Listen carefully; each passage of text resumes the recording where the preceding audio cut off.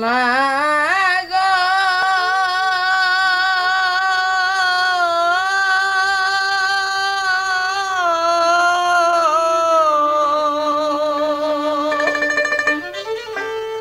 ওগো মা মা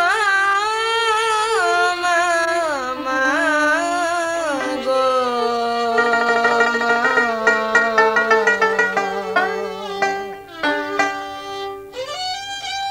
মায়ে জনম বরিয়া কত কষ্ট করিয়া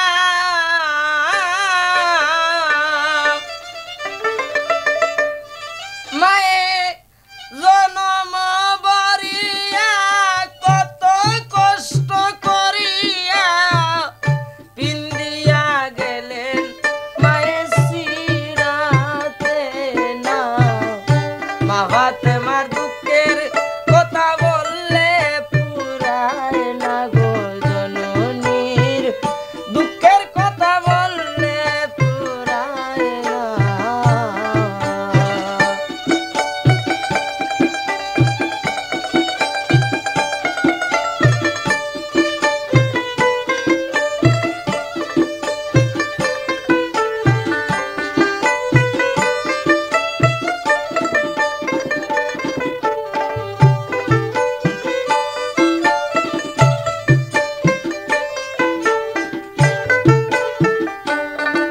দয়াল রে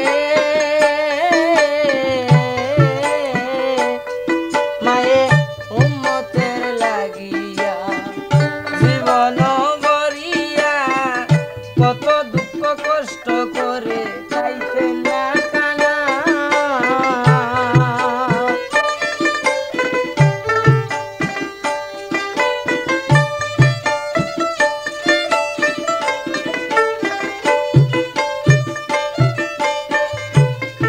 মাগো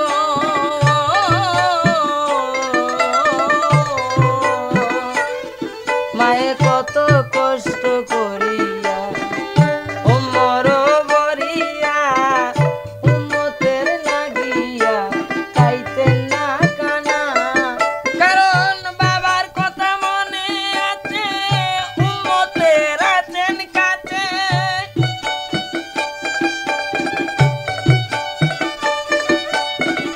বাবার কথা আছে কাছে বাবার কথা মনে আছে উম্মতের কাছে আছে উম্মতের লাগিয়া নবী কষ্ট করলেন কি না বাবাতে মার দুঃখের কথা বললে পুরায় না ওগো জননীর দুঃখের কথা বললে পুরায় না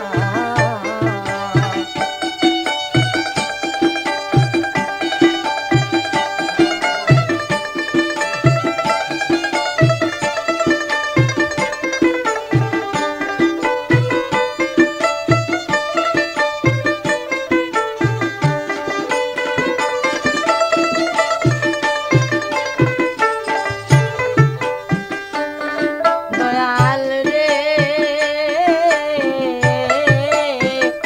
একদিন আমরা নবীজি মনে মনে ভাবিলেন তিনি 7 দিনের উপবাস ছিলেন মনে মনে ভাবিলেন 7 দিনের উপবাস ছিলেন মা ফাতেমার বাড়ি যাইয়া খাবেন কানা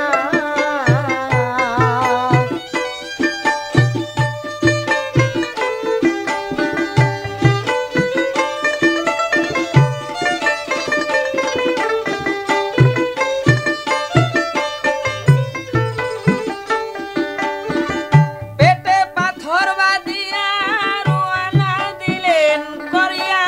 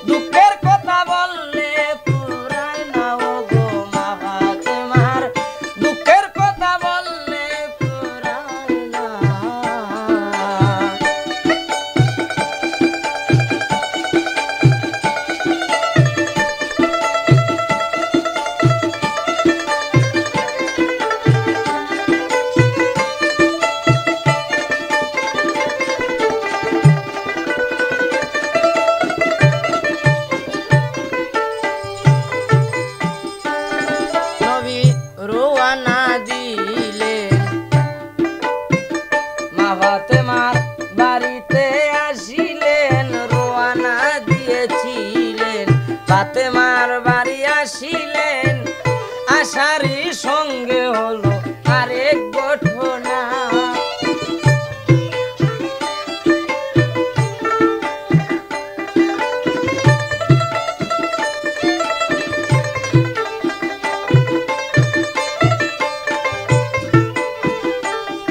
ইমাম হাসান হুসান দুই ভাইয়ে নানাজি বলে,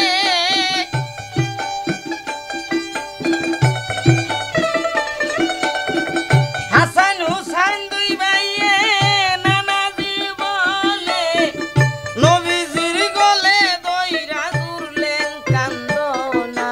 মা ফাতেমার দুঃখের কথা বললে পুরায় না ওগো জননীর, দুঃখের কথা বললে পুরায় না।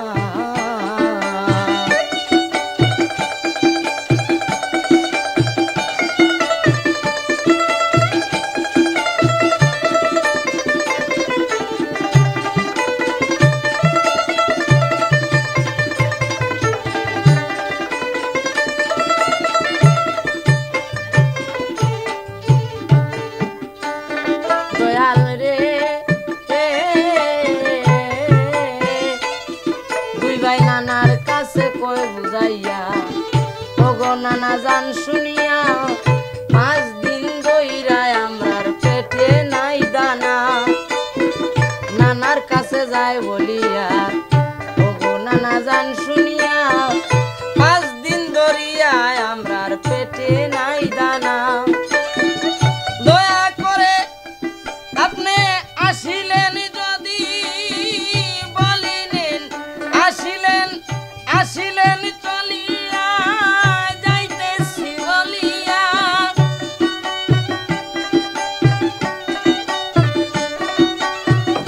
আসিলেন চলিয়া যাইতেছি বলিয়া, আমরারে পারলে কিছু খাবার দিয়ে যান না। মা ফাতেমার দুঃখের কথা বললে পুরায় না ওগো জননীর, দুঃখের কথা বললে পুরায় না।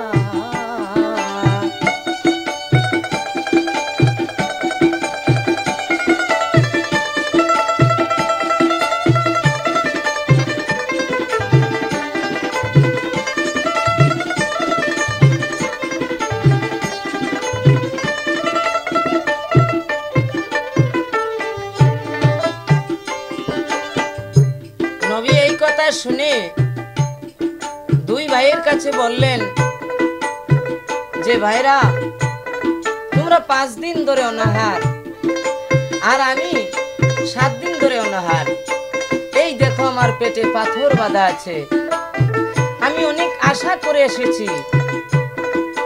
আমি একটু ধোঁয়া দেখেছি তোমাদের ঘরের উপর দিয়ে উঠেছে মসজিদে বসে, তাই আমি ভাবলাম আমার মা ফাতেমার ঘরে হয়তো কিছু রান্না হচ্ছে, তাই ধোঁয়া হচ্ছে। আমি এই দেখে তোমাদের বাড়িতে আসলাম। দয়াল রে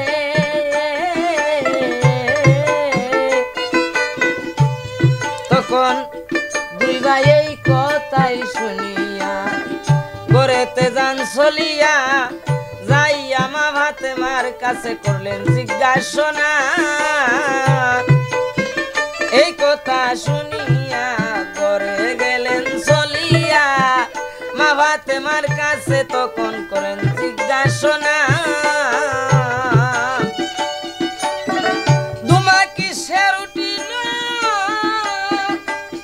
মাগো আমাদের কুলে বলো, দুমা কিসের উঠিল আমরারে কুলে বলো।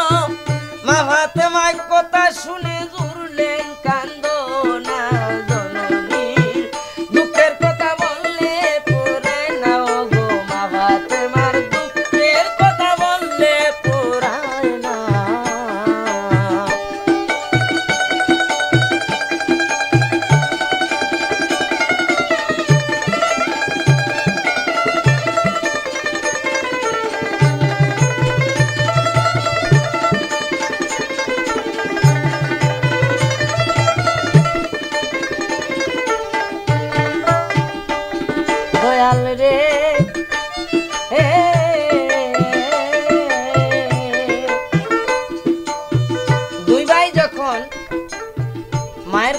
জিজ্ঞাসা করলেন, মাগো কিসের ধুমা উঠলো?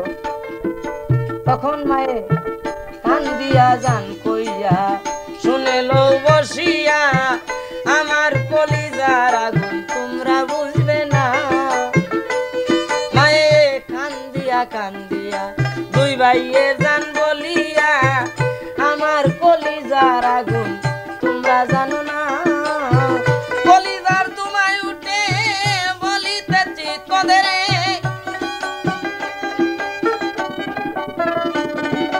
সেই আগুনের তোমায় উঠে বলি যে তোমাদের, এই সব নিয়ে আর আলোচনা কইরো না।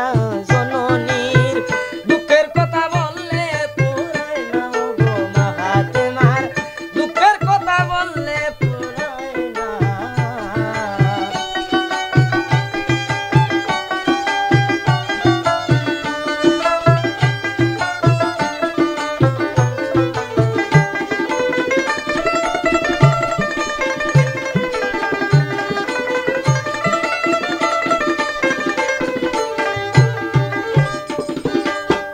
এই কথা শুনে দুই ভাইয়ে মাকে বললেন, মাগো আমাদের নানাজান এসেছেন। এখন মা মনে মনে চিন্তা করলেন যে হয়তো আমার বাবা ওই যে ধুমার কথা জিজ্ঞাসা করেছেন, সেই ধুমা দেখে উনি মনে মনে ভেবেছেন যে আমার বাড়িতে কোনো রান্না খাওয়া কিছু হচ্ছে, এই বলে হয়তো আমার বাবা এসেছেন। এখন আমি আমার বাবাকে কি দিয়ে খাবার দেব? আমার ঘরে তো কিছুই নেই। দয়াল রে,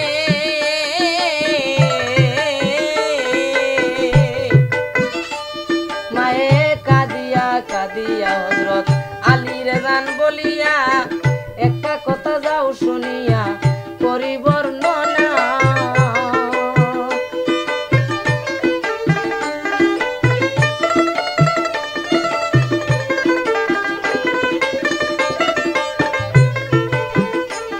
মায়ে কাঁদিয়া কাঁদিয়া হযরত আলীর কাছে যান কইয়া, ও গো মা তিনি কাঁদিয়া কাঁদিয়া আলীর কাছে যান কইয়া, একটা কথা তোমার কাছে করি বর্ণনা। আমি আমার বাবাজিরে খাওয়াইতে হবে,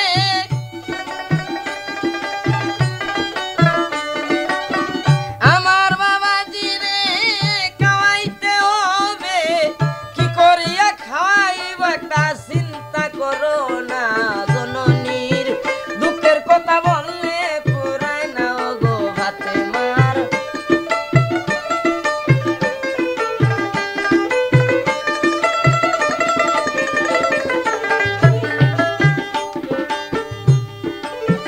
হযরত আলী এই কথা শুনে তিনি মনে মনে একটা চিন্তায় পড়ে গেলেন, কিছুই খুঁজে পাচ্ছেন না যে কি করে আমাদের হাবিবকে কিছু খাবার খাইয়ে দেবেন।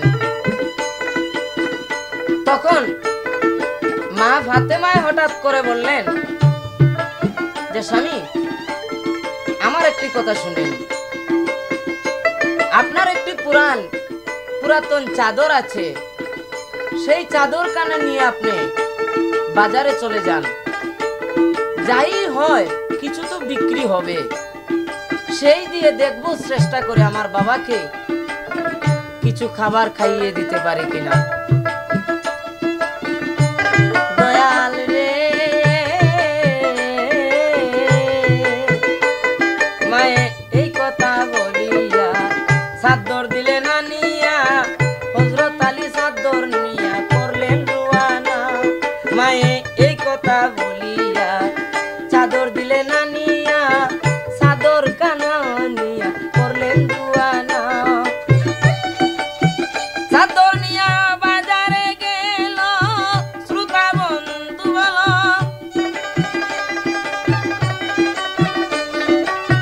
বাজারে গেল শ্রোতা বন্ধু বলো, পুরান চাদরের কথা কেউ জিজ্ঞাসা করে না। মা ফাতেমার দুঃখের কথা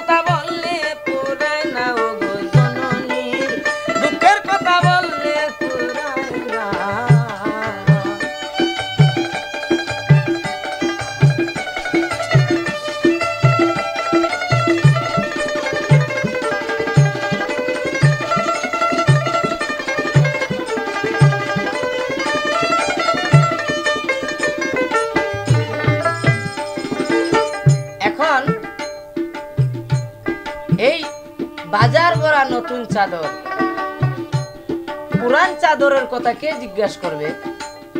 সারাদিন চলে গেল, কিন্তু হযরত আলীর কোনো পন্ত আর হচ্ছে না।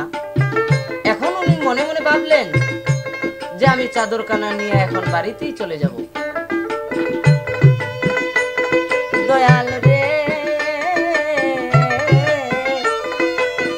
আল্লাহ তবাই জানে ওয়ালা, সবই তিনি বুঝতে পারলা।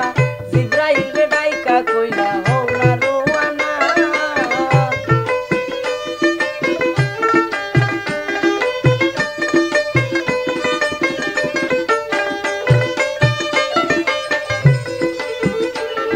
দয়াল রে, আল্লাহ তবাই জানে ওয়ালা, সবই তিনি বুঝতে পারলা। জিব্রাইল রে ডেকে কইলা হও না রোয়ানা।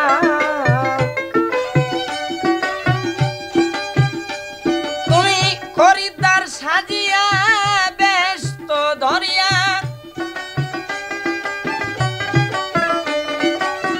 খরিদ্দার তাকিয়া ব্যস্ত তাকিয়া, দশটি করি নিয়ে হয়ে যাও রুয়ানা।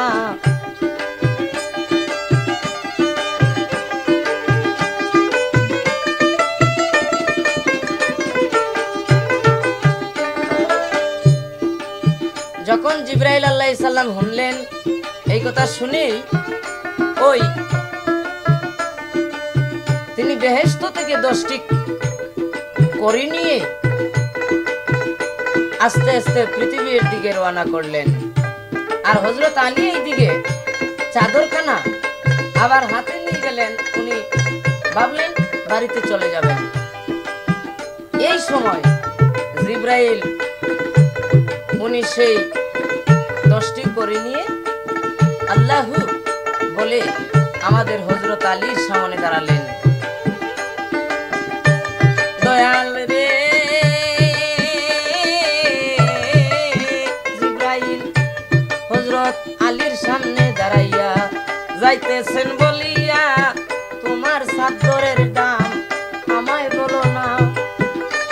হযরত আলীর সামনে দাঁড়াইয়া যাইতেছেন বলিয়া, চাদরের দাম কত আমায় বলো না। হযরত আলী এই কথা শুনিয়া কাঁদিয়া কাঁদিয়া,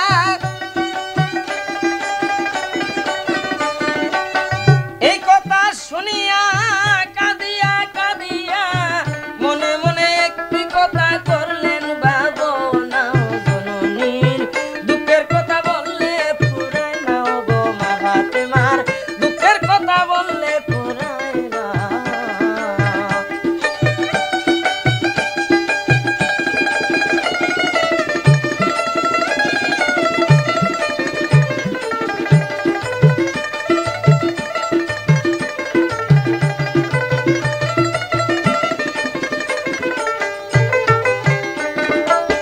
হযরত আলী মনে মনে ভাবলেন যে আমার মুখে যদি আমার চাদরের, ওই পুরান চাদরের দাম বলি, হয়তো সে আর কিছু না বলে আমার কাছ থেকে চলেও যেতে পারে। তখন ওই খরিদ্দারকে বললেন, বাবারে, তোমার মনে যা চায় আমাকে দিয়ে আমার চাদরখানা নিয়ে যাও। তবু আমার শ্বশুর অনেক কষ্ট করে আমার বাড়িতে এসেছেন, আমি কিছু খাবার খাইয়ে দেই। দয়াল রে,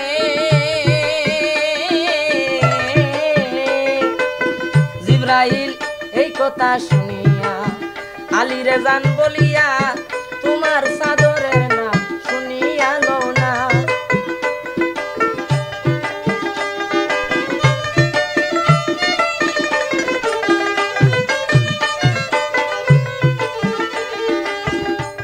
দয়াল রে,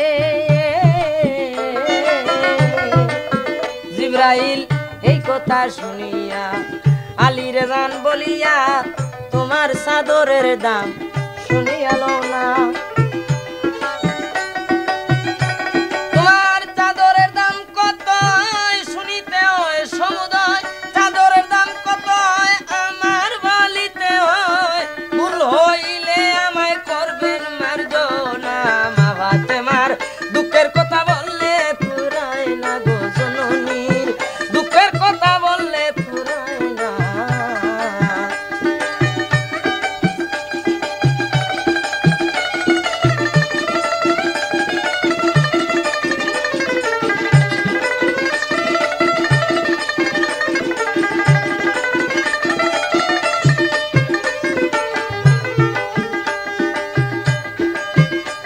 দয়াল রে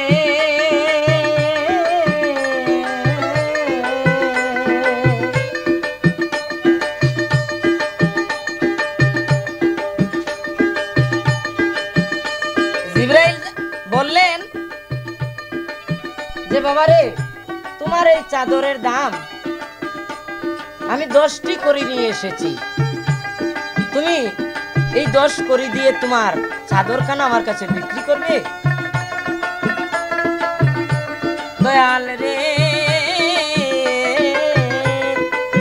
হযরত আলী এই কথা শুনিয়া মনে মনে জান ভাবিয়া এই সব বিষয় আমি বুঝতে পারলাম না।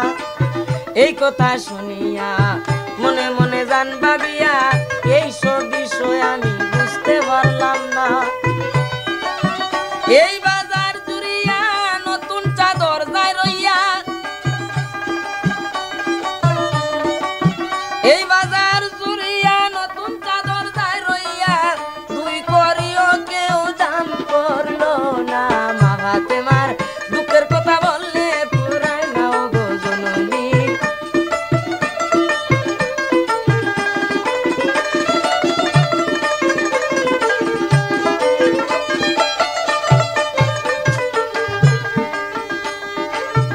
হযরত আলী মনে মনে ভাবতে লাগলেন যে রে, আমি জীবনে কখনো দেখি নাই এই একটা নতুন চাদরের দাম পুরা 2 কড়ি হয়। এই ব্যক্তি আমাকে বলছে আমার এই চাদরটার দাম তার নিজের মুখে 10 কড়ি। তখন উনি খুশি মনে বললেন যে আপনার মনে যা চায় বাবা আমাকে দিয়ে আমার চাদরখানা নিয়ে যান। দয়াল রে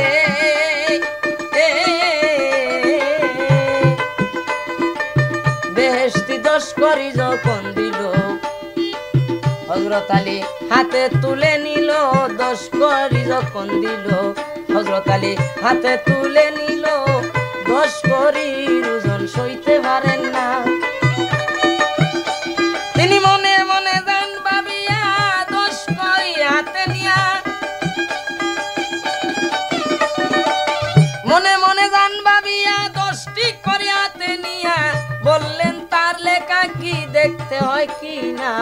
মা ফাতেমার দুঃখের কথা বললে পুরায় না গো জননী।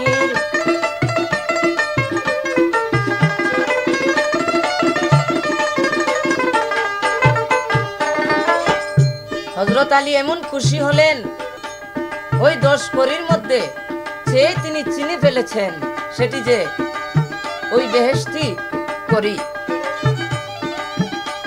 ওই কড়িটি হাতে নিয়ে তিনি আবার রাস্তার দিকে রওনা করলেন। আর জিবরাইল আলাইহিস সালাম উনি ওই চাদরখানা নিয়ে আবার আল্লাহর দরবারে চলে গেলেন। দয়াল রে আল্লাহর দরবারে গেল, আল্লাহ চাদরখানা দেখিল। দেখিয়া আল্লাহ নিজে জুড়লেন কান্দনা।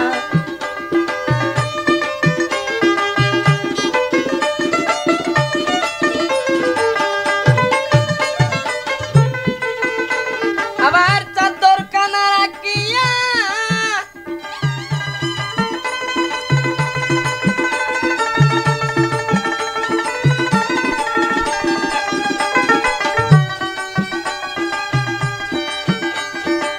চাদরখানা রাখিয়া জিবরাইল রে কোন ডাকিয়া আবার শীঘ্র করিয়া না রুয়ানা। জননীর দুঃখের কথা বললে পুরায় না রে মা ফাতেমার।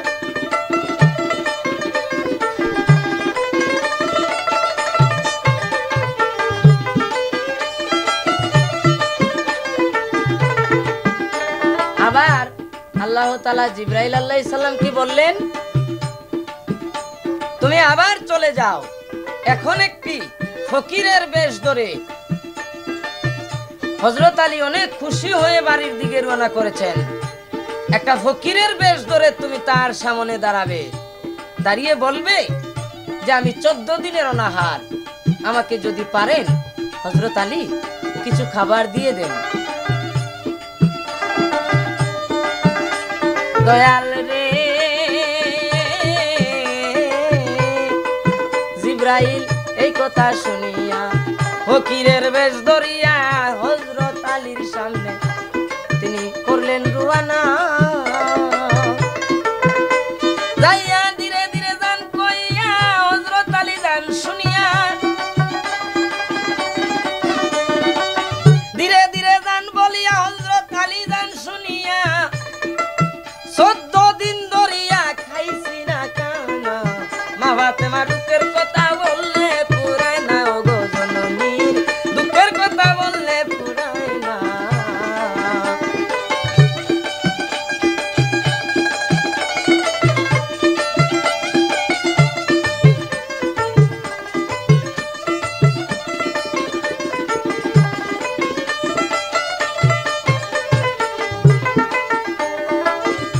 হযরত আলী এই কথা শুনে আর একটু বেহুশ হয়ে উনি কাঁদতে লাগলেন যে হে আল্লাহ, আমরা মাত্র 7 দিনের অনাহার, আর এই পাগলটি সে 14 দিনের অনাহার। আমরা আর 7 দিনের ভিতরে যদি একটা উপায় হয়েছে, তার 14 দিনের ভিতরে একটা উপায় হয় নাই। হে আল্লাহ পাক, আরো 7 দিন নিশ্চয়ই আমরা বাঁচবো। যখন এই পাগল বেঁচেছে, তাহলে ওনার সঙ্গের যা করিয়েছিল আর কিছু ডাল চাল উনি নিয়ে রওনা করেছিলেন, ওইগুলা সম্পূর্ণ ওই পাগলকে দিয়ে দিলেন। আর ভাবলেন যে নিশ্চয় আরো 7 দিনের ভিতরে আমাদের একটা কিছু উপায় হবে।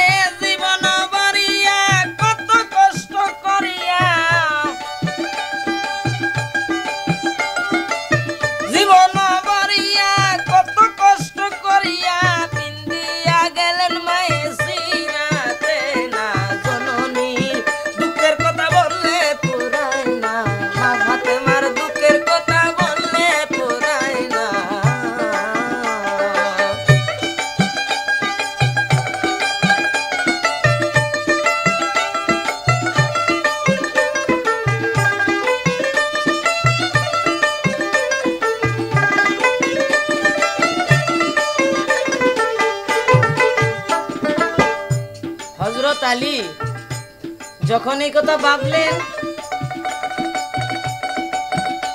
যে অবশ্যই আমরা আরো 7 দিন বাঁচবো অনাহারে, এই 7 দিনের ভিতরে নিশ্চয়ই একটা উপায় হবে। সবকিছু এই কথা বুঝে উনি ওই পাগলকে দিয়ে দিলেন। দয়াল রে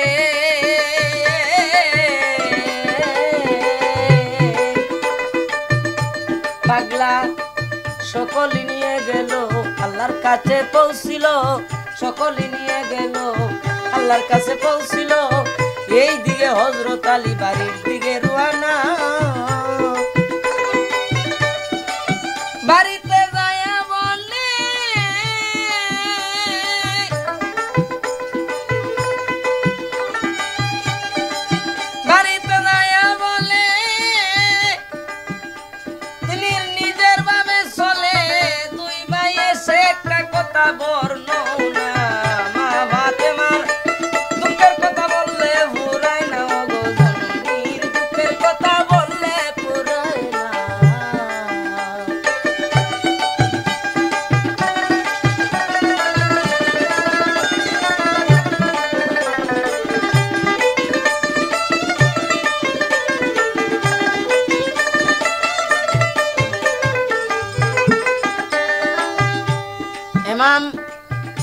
হাসান এবং হুসেন রাদিয়াল্লাহু আনহু ওনারা দুজন যখন হযরত আলীকে দেখলেন, হযরত আলীকে যখন দেখলেন উনি বাজার থেকে ওনারা দুজন দেখলেন উনি এসেছেন, বাবা বলে ওনারা দুজন বাবার গলায় ধরলেন আর মনে মনে ভাবলেন বাবা বাজার থেকে অবশ্যই আমাদের খাবার কিছু নিয়ে এসেছেন। গলায় ধরে বললেন, বাবা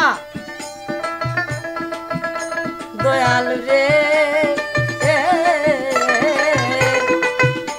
দুই ভাই বাবার কাছে যান কইয়া, বাজার তাকিয়া কিছু আনিলে বাবা আমারে দেন না। ওনারা বাবার কাছে যান কইয়া, বাবা গো আপনারে যাই বলিয়া বাজার থেকে কিছু আনলে আমাদের দেন না। আমাদের পেটেরই কুদায়, পেটেরই কুদায় প্রাণ পাখি চলে যায়, পেটেরই কুদায় প্রাণ পাখি চলে যায়। দয়া করে গো বাবা কিছু খাবার দেও না, বাবা তোমার দুঃখের খবর বললে পুরায় না, জননী দুঃখের কথা বললে পুরায় না।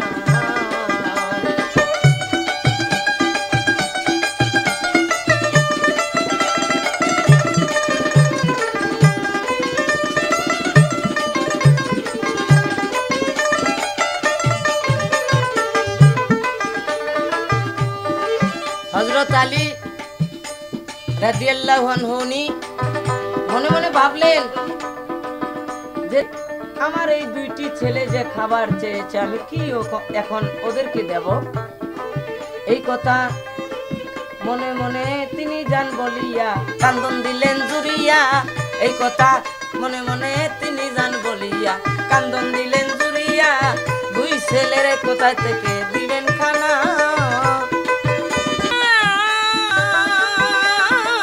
প্রাণ পাখি রহে না বলিতেছেন ভাবনা, প্রাণ পাখি রহে না করিতেন ভাবনা। দুই সন্তান ছাড়া উনি নিজেও বাঁচবেন না। মা ফাতেমার দুঃখের কথা বললে পুরায় না, ও গো জননী দুঃখের কথা বললে পুরায় না।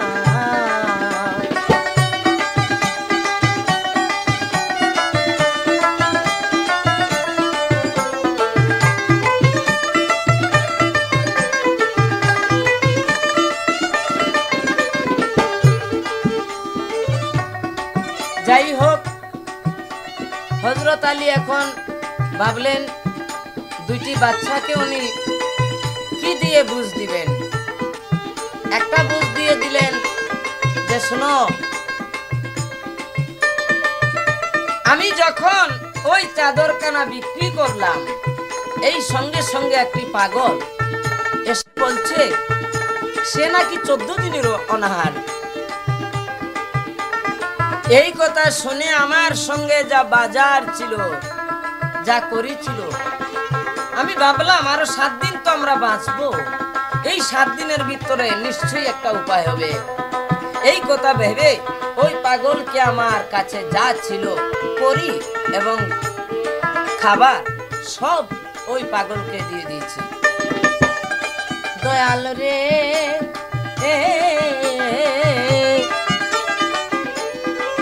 দুই ভাই এই কথা শুনিয়া খুশি গেলেন, দুই ভাই এই খুশি গেলেন হইয়া, বাবা গো আরো 7 দিন বাঁচিব রইল ঘোষণা।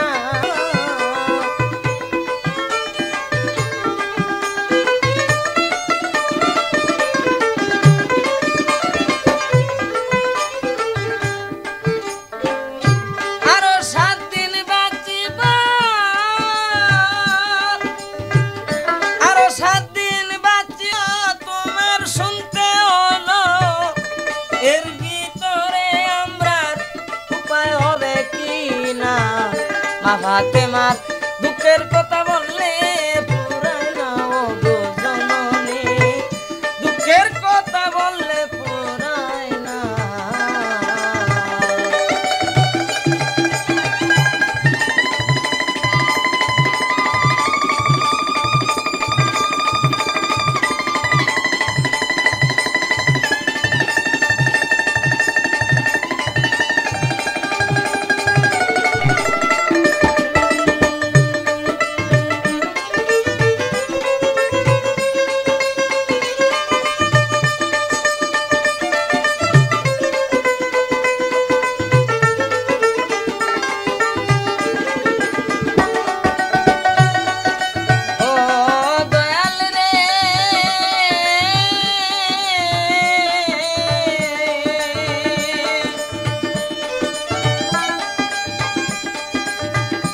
হযরত আলী এখন কি করবেন? এই দুইটি ছেলেকে যখন তিনি এই কথা বললেন, এই দুই ছেলে ওনার ইমাম হাসান এবং হুসাইন রাদিয়াল্লাহু আনহু ওনারা এমন খুশি হলেন যে আমরা মাত্র 7 দিনের অনাহার, আর এই পাগল ছিল 14 দিনের অনাহার। আমাদের বাবা এই পাগলের 14 দিনের অনাহার শুনে এই খাবার এবং করিগুলা যাহা ছিল সব যে দিয়েছেন, তার জন্য খুশি হয়ে আমরা এখন থেকে সেকুল পর্যন্তই ভাবতে হবে। দয়াল রে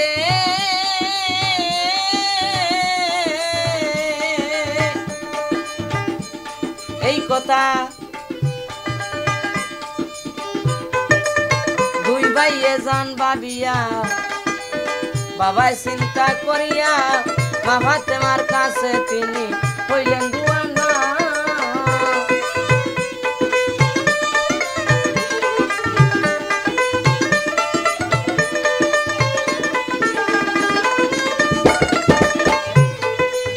ফাতেমারে কোন বুঝাইয়া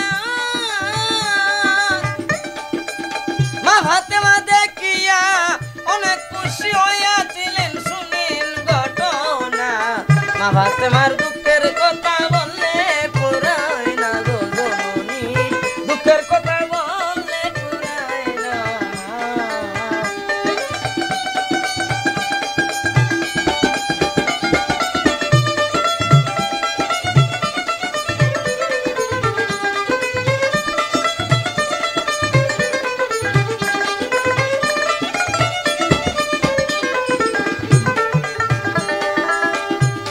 হযরত আলী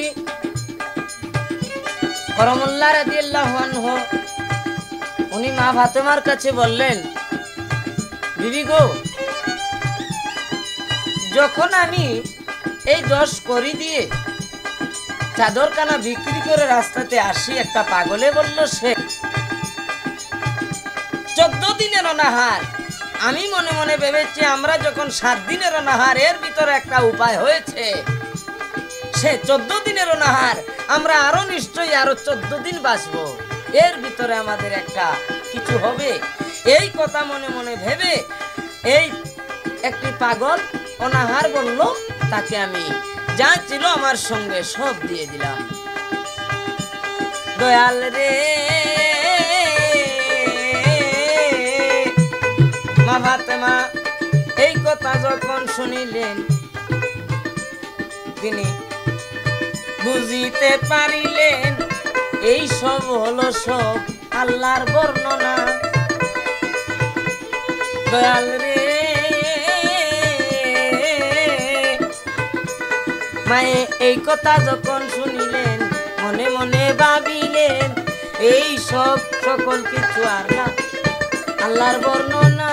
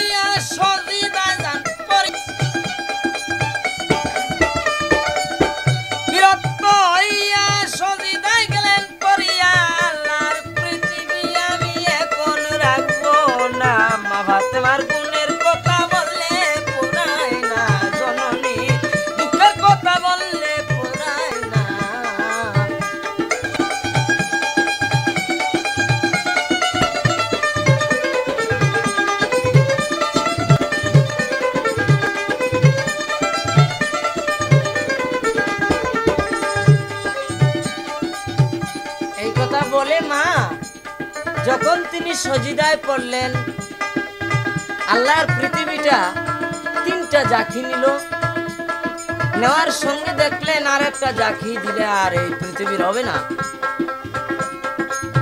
তখন তিনি জিব্রাইলকে বললেন, ও জিব্রাইল, শীঘ্র করে আমার দুস্থ হাবিবের কাছে চলে যাও, কানের মধ্যে বলে আসো, শীঘ্র করে ওনার মেয়ে মা ফাতেমাকে উনি সজিদার থেকে তাড়াতাড়ি তুলতে, আরেকটা জাকি যদি পৃথিবী খায় তাহলে পৃথিবী ধ্বংস হয়ে যাবে।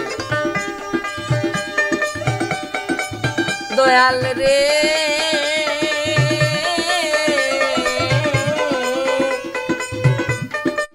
জিব্রাইল এই কথা শুনিয়া নবীজির কাছে আইয়া যাচ্ছেন বলিয়া বলেন, বলি আপনারে আল্লাহ দিছেন বলিয়া আপনারে যাই শুনাইয়া, আল্লাহ দিছেন বলিয়া আপনারে যাই শুনাইয়া, তাড়াতাড়ি আপনার মেরে তুলেন ওই সজিদা থেকে। মা ফাতেমার গুণের, মা ফাতেমার দুঃখের কথা বললে পুরায় না ওরে।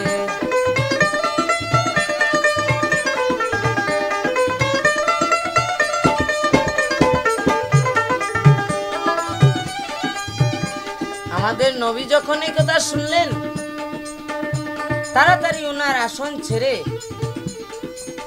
মায়ের কাছে গিয়ে বললেন, মাগো তাড়াতাড়ি তুমি তোমার সজিদা তুলো, আরেকটা জাকি পৃথিবীতে যদি নিয়ে যায় পৃথিবী ধ্বংস হয়ে যাবে। তুমি কখনো আল্লাহকে দোষ দিও না, আমি ধনের জন্য পাগল নই, আমি শুধু আমার উম্মতের জন্য পাগল। আমি যদি ধনের জন্য পাগল হতাম তাহলে এই 18,000 মাখলুকাতের বাদশা হয়ে যেতাম। আমি ধনের পাগল হই নাই, আমি আমার উম্মতের পাগল। তাই গো মা, আমাদের এই দুঃখ কষ্ট সইতে হয়।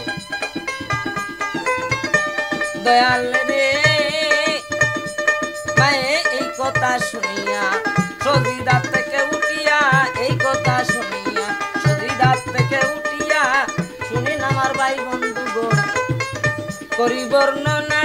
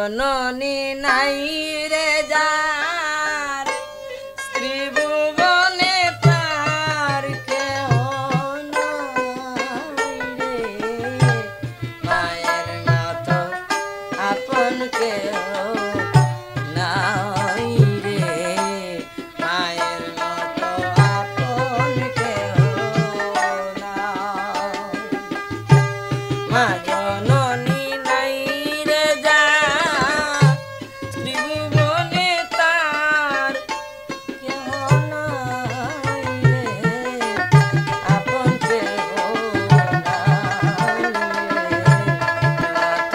আপন কেহ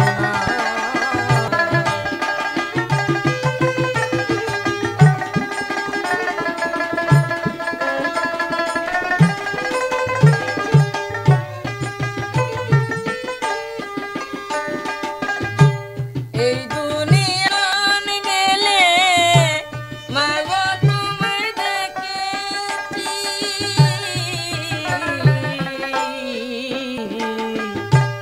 এই দুনিয়া নয়ন মেলে মাগো তোমায় দেখেছি তোমার বুকে সে কেলে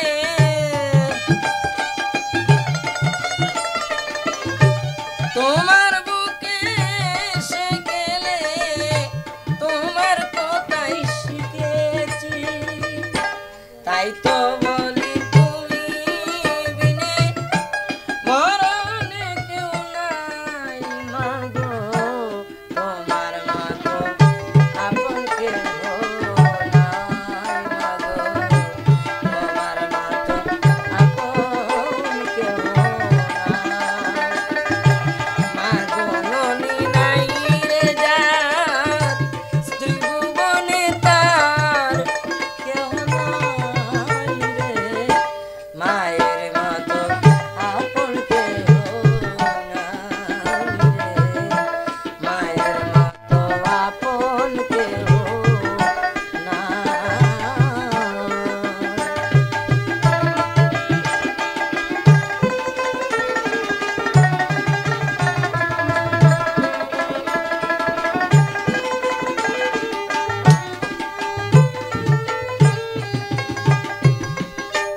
যখন ছেলের নয়নেতে এসে আমাগো পানি তখন মাগো আদর করে কুলেতে লোটানি তুমি বিনে আর ভরসা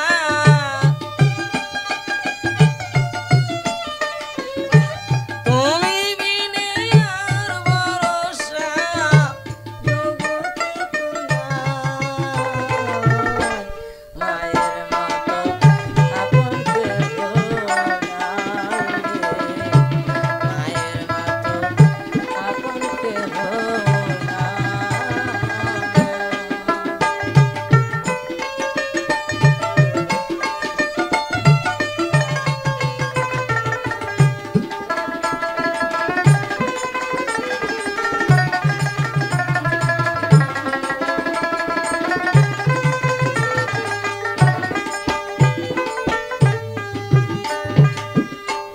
এই দুনিয়া নয়ন মেলে মাগো তোমায় দেখেছি তোমার বুকে সে কেলে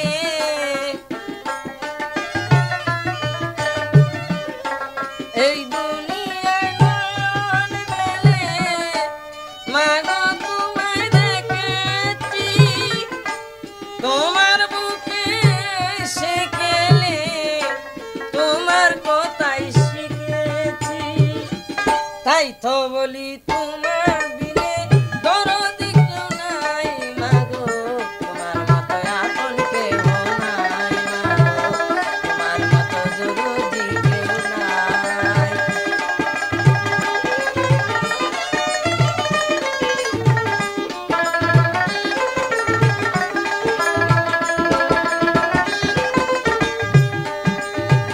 গেলে হবিগঞ্জের শহরে জঙ্কার রেকর্ডিং সেন্টার মিলে গেলে হবিগঞ্জ শহরে জঙ্কার রেকর্ডিং সেন্টার মিলে ফজলু মিয়া